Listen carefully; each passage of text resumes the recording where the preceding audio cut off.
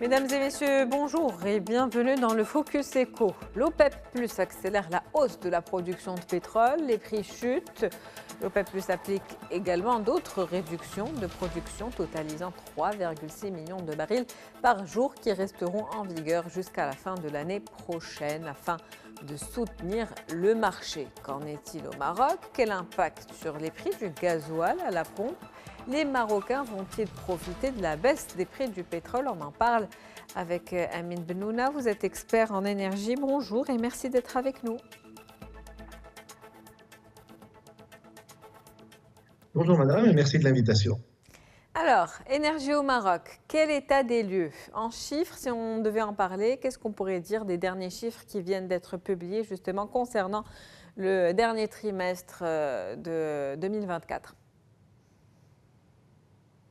Le dernier trimestre, ma foi, il ressemble à tous les quatrièmes trimestres de l'année. Il n'y a pas de ni bonne ni mauvaise surprise. Malheureusement, bon, comme le solaire et l'éolien ont un petit peu perdu pied, les combustibles fossiles ont pris le dessus, mais c'est pas non plus anormal pour un dernier trimestre de l'année. Par contre, pour l'ensemble de l'année, la chose est tout autre. Nous avons eu une excellente année en termes de renouvelables, puisque l'éolien a carrément explosé avec une croissance pratiquement de 40% entre 2023 et 2024. C'est ce qui est excellent. Alors bien sûr, ça a contribué à baisser un petit peu notre facture énergétique. Elle est passée de quelque chose comme... elle est passée de quelque chose comme 130 000,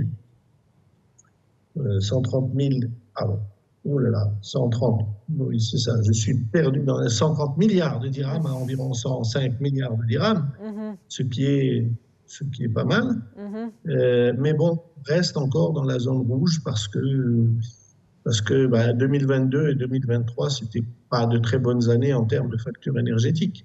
Une situation donc plus ou moins stable pour l'année 2024. Oui, qui s'améliore. Les prix des hydrocarbures, on va en parler, je le disais en préambule, donc cette décision de l'OPEP+ d'accélérer la production, des prix qui chutent et qui sont également impactés par les taxes douanières instaurées par Donald Trump. Comment cela impacte aujourd'hui le Maroc et le prix à la pompe au Maroc?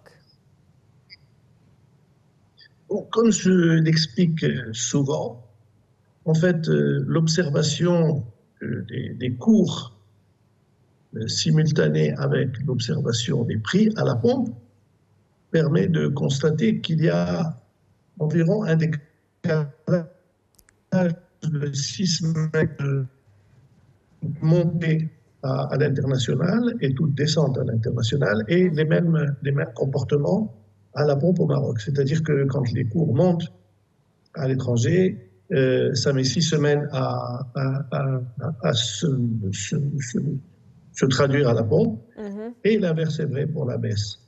Alors, sauf que bon, les distributeurs ont tendance un peu à traîner la patte quand il s'agit de baisser les prix et à s'empresser de la montée de monter les prix dès lors que le cours est à la hausse. Bon, actuellement, ce n'est pas le cas. Ce n'est pas un Marocain qui va se plaindre de la baisse des cours du gasoil. Nous avons une économie qui est malheureusement trop fragile à l'égard des cours des hydrocarbures notamment. Il faut savoir que notre facture énergétique, la moitié de notre facture énergétique, c'est les produits pétroliers. Donc, toute baisse des hydrocarbures ne peut qu'impacter favorablement notre économie. Maintenant, si après on devait payer des taxes douanières pour cela, est-ce que ceci compense cela? Ça, ce sont les amis économistes qui le diront. Maintenant, ce n'est pas moi qui vais me plaindre, moi qui suis marocain et qui habite au Maroc, qui veut me plaindre de la baisse des cours.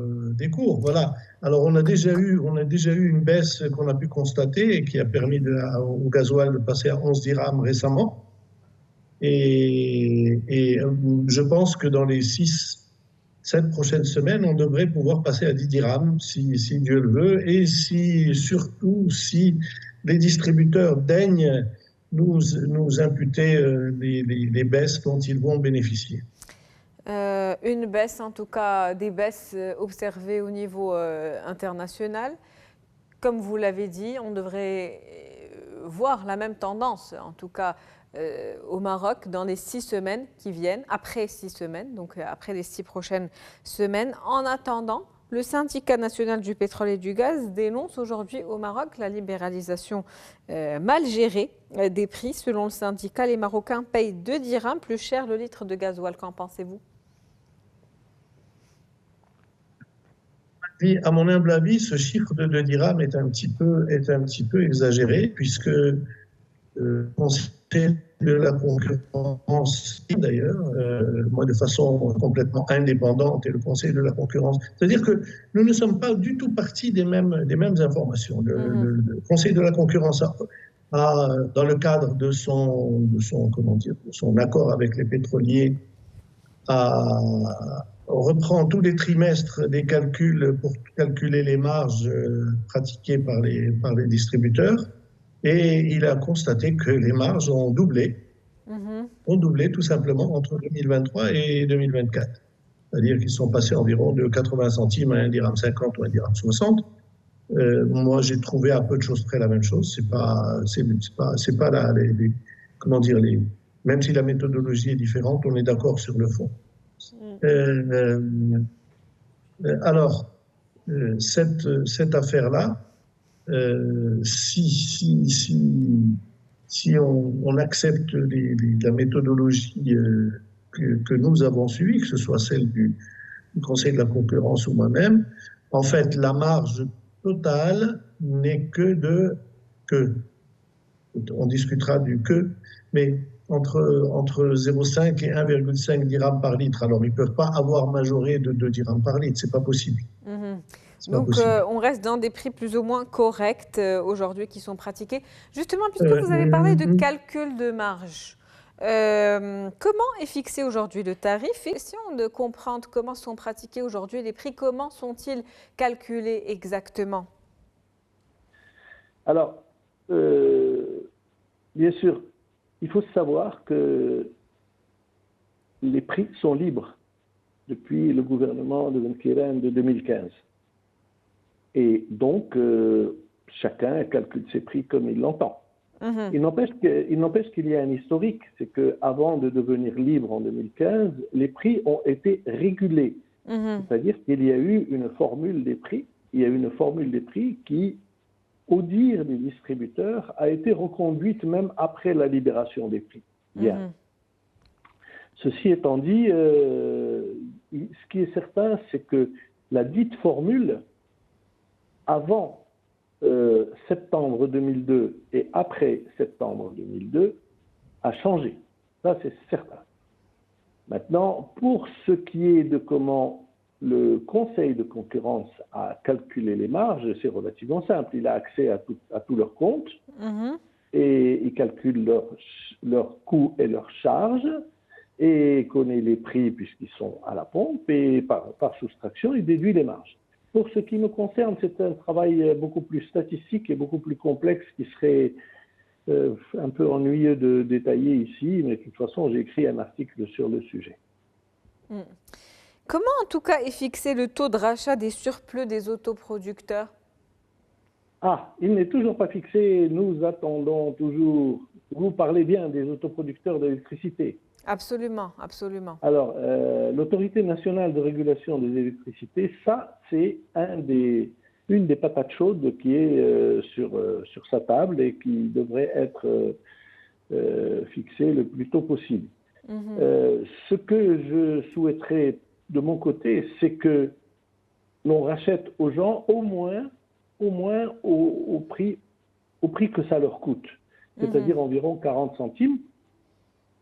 Mais maintenant, d'après la dernière étude que j'ai faite sur le sujet, on peut montrer que si on rachète à 40 centimes, on fait une inégalité entre les plus riches et les plus pauvres, puisque les gens qui payent de l'électricité chère, s'ils investissent en solaire, ils vont gagner beaucoup plus d'argent que les gens qui sont dans les tranches les plus faibles, qui sont donc les classes sociales les moins aisées.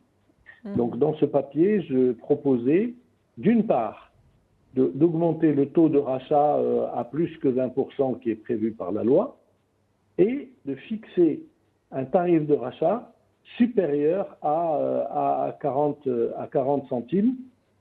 Voilà pour les grandes lignes de ce que j'ai préconisé. Maintenant, ceux qui souhaitent plus de détails devraient se référer à l'article ad hoc sur ce sujet.